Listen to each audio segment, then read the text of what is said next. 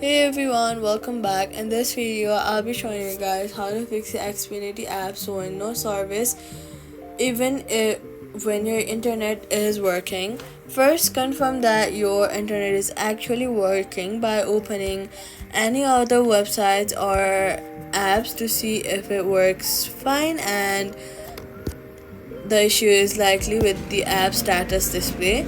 Next, refresh the app by swiping it off on the bottom of your screen. Look for the app, swiping it away, wait for a few hours, and then reopen it. Then, log out of your account and log back in to refresh your account connection. Then, restart your modem or router to sync the correct service status within the app. Now, make sure the app is updated to the latest versions to avoid bugs and incorrect information. If the issue continues, clear the app's cache or reinstall the app. Sometimes this issue is caused or delayed by server updates, so waiting a bit can also improve it. That's how you fix the Xfinity app showing no service while internet works. If this helped, do not forget to like, subscribe, and turn on notifications.